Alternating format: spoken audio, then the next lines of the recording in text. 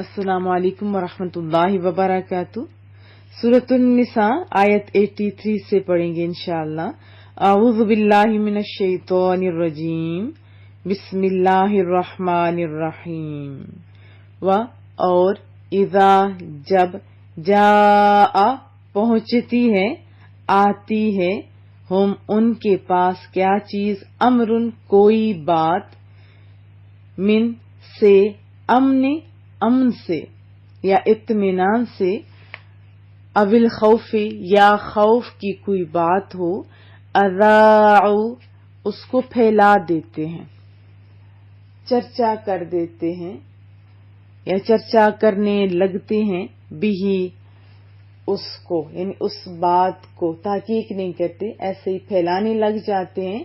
وَإِذَا جَاءَهُمْ أَمْرٌ مِّنَ الْأَمْنِ أَوِ الْخَوْفِ أَذَاعُوا اور جب ان کے پاس کوئی بات اطمینان یا خوف کی آتی ہے تو اس کا چرچا کرنے لگتے ہیں۔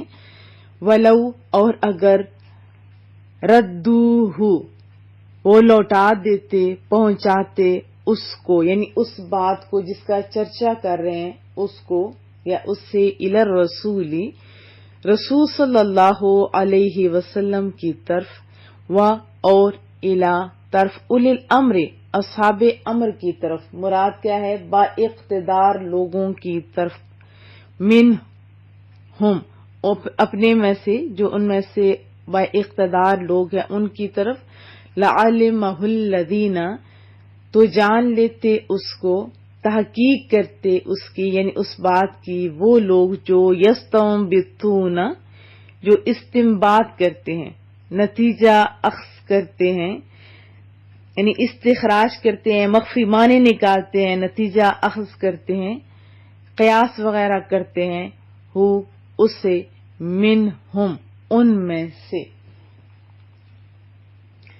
وَلَوْ رَدُّوهُ إِلَى الرَّسُولِ اور اگر اسے، یعنی اس بات کو رسول اللہ صلی اللہ علیہ وسلم کی طرف لوٹا دیتے، پہنچا دیتے، وَإِلَىٰ أُولِي الْأَمْرِ مِنْهُمْ لَعَلِمَهُ الَّذِينَ يَسْتَنبِطُونَهُ مِنْهُمْ اور با اقتدار لوگوں کی طرف پہنچا دیتے، لوٹا دیتے اپنی جماعت سے، تو جان لیتے اس خبر کی حقیقت کو وہ لوگ جو اس یعنی ان باتوں سے نتیجہ اخذ کر سکتے ہیں ان میں سے۔ اور لولا اگر نہ ہوتا، فضل اللہ اللہ کا فضل، علیکم تم پر، ورحمتہ ہو کی ضمیر اللہ کی طرف لوٹ رہی ہے، اور اللہ کی رحمت، لَاتَّبَعْتُمُ الشَّيْطَانَ تو تم اتباع کرنے لگتے، حکم ماننے لگتے، پیروی کرنے لگتے، کس کی، شیطان کی، شیطان شطن سے ہے، اللہ کی رحمت سے دور، الا مگر، قلیلا تھوڑے۔ وَلَوْلَا فَضْلُ اللَّهِ عَلَيْكُمْ اور اگر اللہ کا فضل نہ ہوتا، وَرَحْمَتُهُ اور اللہ کی رحمت نہ ہوتی، لَاتَّبَعْتُمُ الشَّيْطَانَ إِلَّا قَلِيلًا تو تم ضرور اتباع کرنے لگتے شیطان کا، ہاں سوائے چند لوگوں کے، یعنی چند لوگ تو نہ کرتے، باقی سارے کرنے لگ جاتے۔ تو اس آیت میں کیا بتایا جا رہا ہے کہ کوئی معاملہ ہو، پیغمبر صلی اللہ علیہ وسلم اور سرداروں کے پاس پہنچاتے تو تحقیق کرنے والے اس کی تحقیق کر لیتے، اور اگر تم پر اللہ کا فضل، اس کی مہربانی نہ ہوتی تو چند اشخاص کے سوا سب شیطان کے پیرو ہو جاتے۔ فقاتل پس لڑو، پس جنگ کرو، کس میں، فی سبیل اللہ اللہ تعالی کی راہ میں، لا تکلف نہیں تم ذمہ دار ہو، الا یعنی زیادہ تکلیف نہیں پہنچائی جائے گی، تجھے تکلیف نہیں دی جاتی، آپ کو تکلیف نہیں دی جائے گی، الا مگر نفس کا اپنے آپ کو، وحرد اور ترغیب دو، اور موٹیویٹ کرو، اور آپ ابھاریں کن کو، مؤمنین کو۔ فقاتل فی سبیل اللہ، تو اے محبوب کریم صلی اللہ علیہ وسلم اللہ کی راہ میں جہاد کرو. لا تکلف الا نفسک وحرض المؤمنین، نہیں تکلیف دی جائے گی آپ کو سوائے اپنی ذات کے، اور آپ ایمان والوں کو جہاد پر ابھاریں، موٹیویٹ کریں. عسا، ہو سکتا ہے اللہ تعالی یکفا، یہ کہ روک دے، بأسا، زور کو، لڑائی کو. باسن کہتے ہیں نا جنگ، زور، قوت، سختی، آفت وغیرہ. الذین، ان لوگوں کی جو کفروا، کافر ہوئے. عسى اللہ ان یکف بأس الذین کفروا، قریب ہے کہ اللہ تعالیٰ کافروں کی لڑائی کو بند کر دے. واللہ، اور اللہ تعالیٰ اشد، شدید سے ہے، اردو میں بھی استعمال ہوتا ہے، بہت سخت ہے. بأسن، لڑائی میں، جنگ میں، زور، قوت، سختی، آفت وغیرہ میں. واشد، اور بہت سخت ہے. تنکیلا، عذاب میں، عذاب دینے میں، سزا دینے میں، رسوا کرنے میں. عجب نہیں کہ اللہ تعالیٰ روک دے زور ان لوگوں کا جو کفر کر رہے ہیں. اور پھر فرمایا جا رہا ہے واللہ اشد بأسا واشد تنکیلا، اور اللہ تعالیٰ کی گرفت بہت سخت ہے، نیز وہ سزا دینے میں بھی بہت سخت ہے. وضاحت جان لیتے ہیں. آپ جانتے ہیں کہ مسلمان جب ہجرت کر کے مدینہ طیبہ پہنچتے ہیں تو کفار کے ساتھ جنگوں کا سلسلہ بھی جاری ہو گیا، ایک کے بعد دوسری جنگ، اور ہر وقت وہ ریڈی رہتے تھے. اور ایسے حالات کہ لمحہ خطرہ ہو، یعنی اس کو آپ کہہ سکتے ہیں زمانہ جنگ، کیونکہ بجا طور پر اسے زمانہ جنگ کہا جا سکتا ہے، کیونکہ ہر لمحہ حملے کا خطرہ ہوتا تھا. پھر ایسے حالات میں غلط افواہوں اور بے بنیاد خبروں کا پھیلنا، یہ بھی تو قدرتی امر ہوا کرتا ہے نا.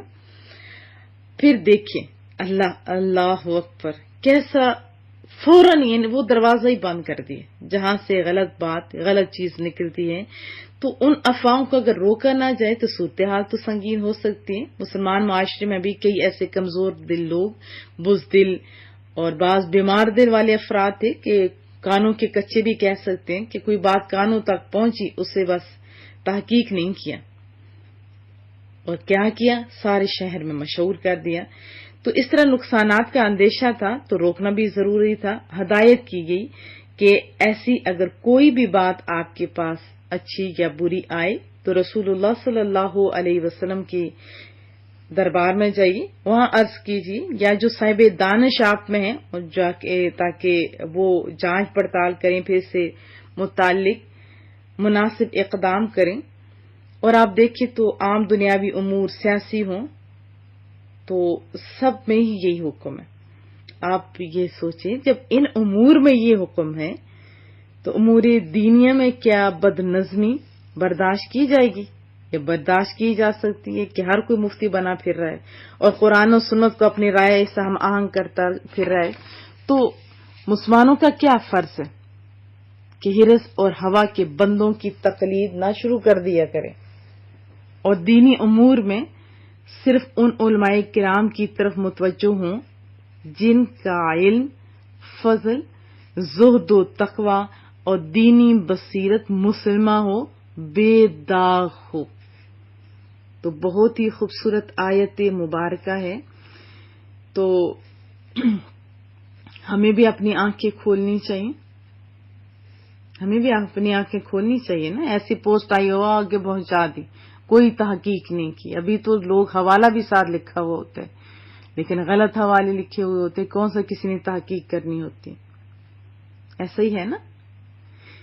تو یہ آیت مبارکہ ہماری زندگی کے ہزاروں گوشوں میں اصلاح کے لیے کافی ہے کہ جب کبھی امن ہو، مثلا مسلمانوں کی فتح، خوف یا مسلمانوں کی شکست کی کوئی بات لوگوں کے پاس آتی ہے جو فساد کا باعث بن سکتی ہے تو اسے فوراً پھیلانے لگتے ہیں. حالانکہ کیا چاہیے کہ یہ لوگ رسول اللہ صلی اللہ علیہ وسلم اور اپنے با اقتدار لوگوں جیسے اکابر صحابہ ہیں جو صاحب رائے ہیں، صاحب بصیرت ہیں، ان کی خدمت میں پیش کرتے اور خود کچھ دخل نہ دیتے. یا سمجھدار لوگ آپ کو پتہ ہے کہ اپنی عقل، اپنی دانش، اپنی تحقیق کی روشنی میں اس حقیقت کو جانتے اور بات رائے کی پہاڑ نہ بن جاتی. ہم لوگ بی ایڈ میں تھے تو ہماری ٹیچر تھی میم رخسانہ. انہوں نے ہمیں پریکٹیکلی سمجھایا تھا. کیا تھا آپ جانتے ہیں کہ ایک کلاس کے اندر تقریباً 30 سے 34 یا 32 موسٹلی ہوتے ہیں اسٹوڈینٹس. تو پہلی اسٹوڈینٹ کے کان میں ایک بات بتائی، کہا کہ سارے کان میں ایک دوسرے کو بتاتے جائیں، لیکن بات کو پھر یعنی آپ بات پہنچاتے جائیں. جب لاسٹ تک وہ بات پہنچی، پھر لاسٹ والی لڑکی کو کہا کہ کھڑے ہو کے بتائیے کہ آپ تک بات کون سی پہنچی ہے. اس نے جب کھڑے ہو کر بتایا تو پھر پہلی لڑکی کو کہا کہ آپ بتائیے میں نے آپ کو کیا بات بتائی تھی. جب یہ بات سنی گئی تو حیرانگی کی بات کہ جو پہلی لڑکی کو بات بتائی گئی تھی، آخری لڑکی تک پہنچتے پہنچتے وہ بات بالکل اپوزٹ ہو چکی تھی. کیا سمجھایا کہ بچوں تحقیق کر لیا کرو، زیادہ تر باتیں ایسی ہی ہوتی ہیں. تو بہرحال اس آیت کو سامنے رکھیں، اپنے گھروں کے معاملات دیکھیں. آپ جانتے ہیں کہ بستے بساتے محبت کرنے والے جو گھرانے ہوتے ہیں، بعض غلط لوگوں کی آپ کو پتہ ہے کہ جیسے آ جاتی ہے دوسری فیملی کی لڑکیاں، لڑکے، داماد، بہویں وغیرہ، تو پھر وہ باتیں کرتے ہیں اور بغیر تحقیق کیے جو اس پر کان دھرتے ہیں اور پھر دلچسپیاں محسوس کرتے ہیں، اور اپنی فیملی جو ان کی برسوں سے اتنی محبتوں سے جڑی ہوئی ہوتی ہے، ان کا کیا حال ہوتا ہے آپ سب آج کل جانتے ہیں. تو ہر ایک کو چاہیے کہ اپنے کان کھلے رکھیں، تحقیق ضرور کیا کریں، اور دلوں میں نفرتیں پال کے جب آپ تحقیق کریں گے تو تب بھی آپ کے حصے میں صحیح تحقیق نہیں آئے گی، بلکہ کھلی آنکھوں کے ساتھ وہ زمانے ماضی کو بھی سامنے رکھا کریں، حال کو بھی سامنے رکھا کیجیے اور پھر تحقیق کریں.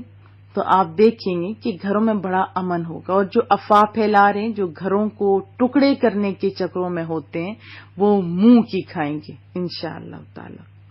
امن اور سکون کا گہوارہ بن جائے گا. اسی طرح ملک کی بین الاقوامی معاملات ہوں یا صحافتی معاملات کو بھی دیکھیں، آپ اس کو بھی جانچا جا سکتا ہے نا. ہمارے ہاں کیا ہوتا ہے کہ بات کوئی ہوتی ہے، پھر اچھالتا ہے میڈیا اس انداز سے کہ پوری دنیا میں گردش کر رہی ہوتی ہے، اور بعض ایسی باتیں ہوتی ہیں کہ بعد میں پتہ چلتا ہے کہ اس بات کا تو کچھ سرا پیر ہی نہیں تھا بلکہ سراسر جھوٹ تھا. اسی طرح مسلمانوں اور اسلام کو بدنام کرنے کے لیے ایسی سازشیں پھیلائی جا رہی ہیں، آپ سنیں تو کلیجہ پھٹتا ہے. یہی وجہ ہے کہ کفار مسلمانوں کے ابھی دشمن بہت زیادہ ہو چکے ہوئے ہیں. جیسے یہ بات پھیلائی جاتی ہے کہ کوئی مسلمان اس وقت تک ہو ہی نہیں سکتا جب تک کسی کافر کو نہ مارے. حالانکہ اسلام تو جہاد کے لیے بہت سارے اصول بتاتا ہے اور پھر جا کے حکم دیتا ہے کہ اگر آپ کو کوئی تنگ نہ کرے تو کسی کافر کو بھی آپ کچھ نہیں کہہ سکتے.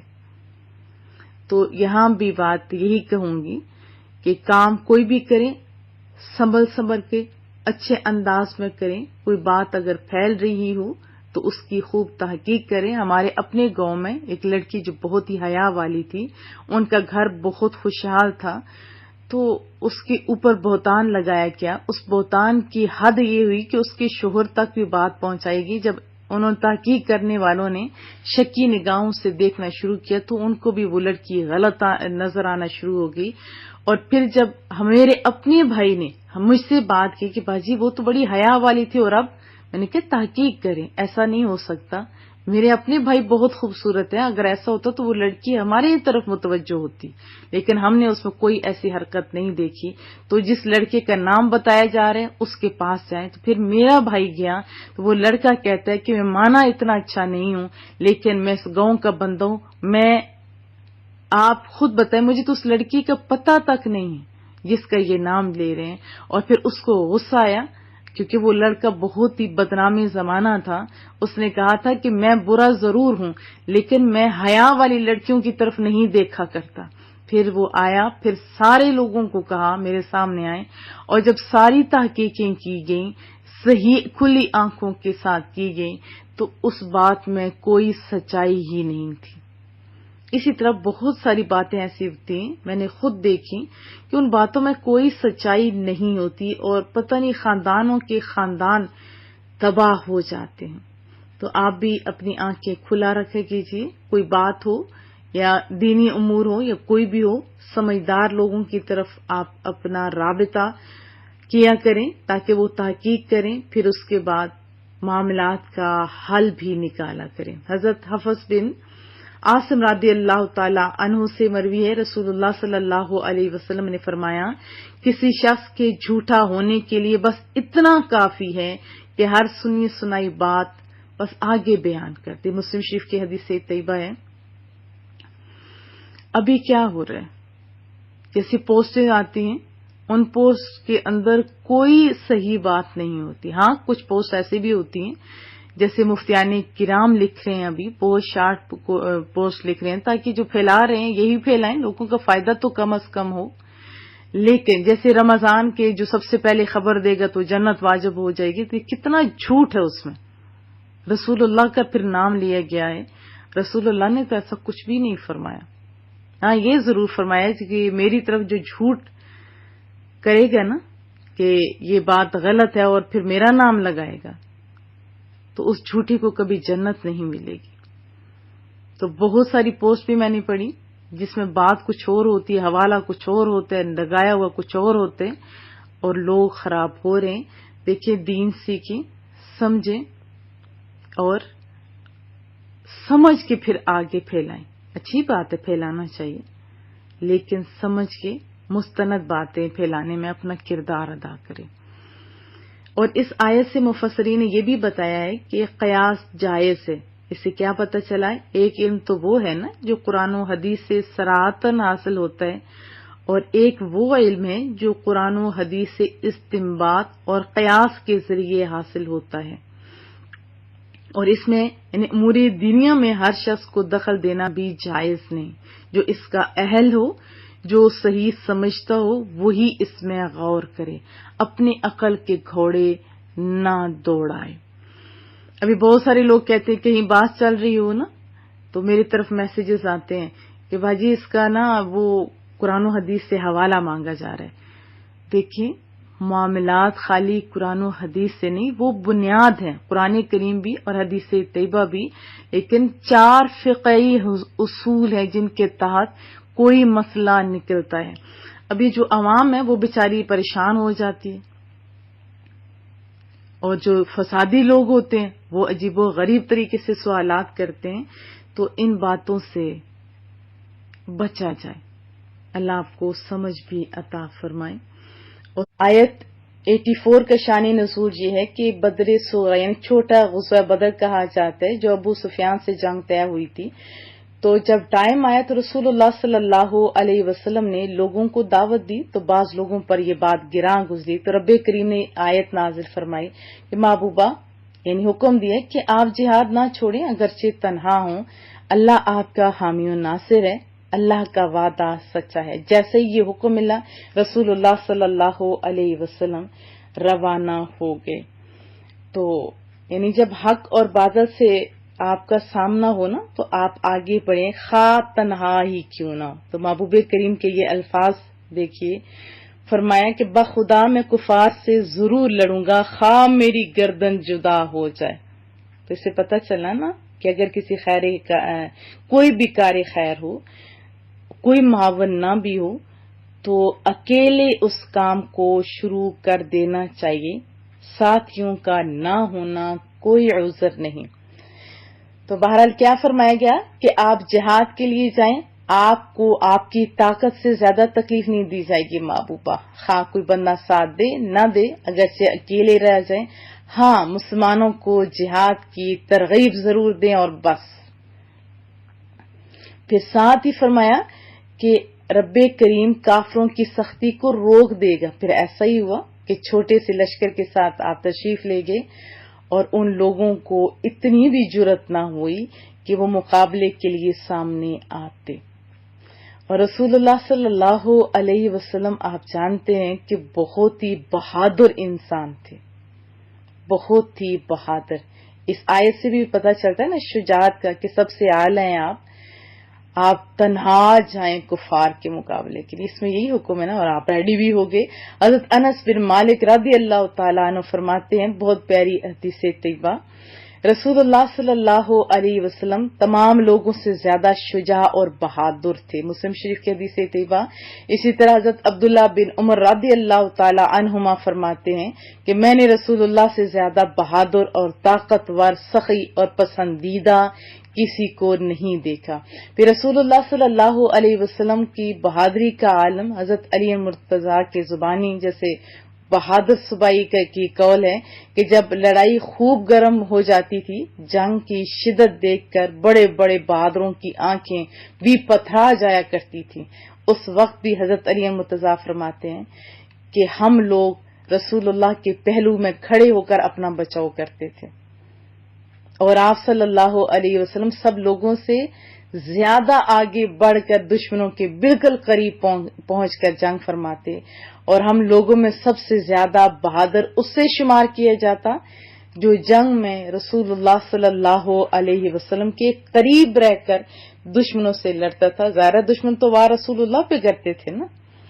پھر غزوہ حنین کے دن جب ابتداً عثمان تھوڑے کمزور ہو گئے، یعنی تاب نہیں لا سکے تھے، میدان جنگ سے تھوڑے فرار بھی ہونے لگے تھے، تو ایسے نازک وقت میں بھی رسول اللہ ایک قدم بھی پیچھے نہیں ہٹے تھے صلی اللہ علیہ وسلم، بلکہ اپنی سفید خچر پر سوار دشمنوں کی جانب پیش قدمی کرتے رہے. یہ بھی مسلم شریف کی حدیث سے طیبہ. امیجن تو کیجئے نا.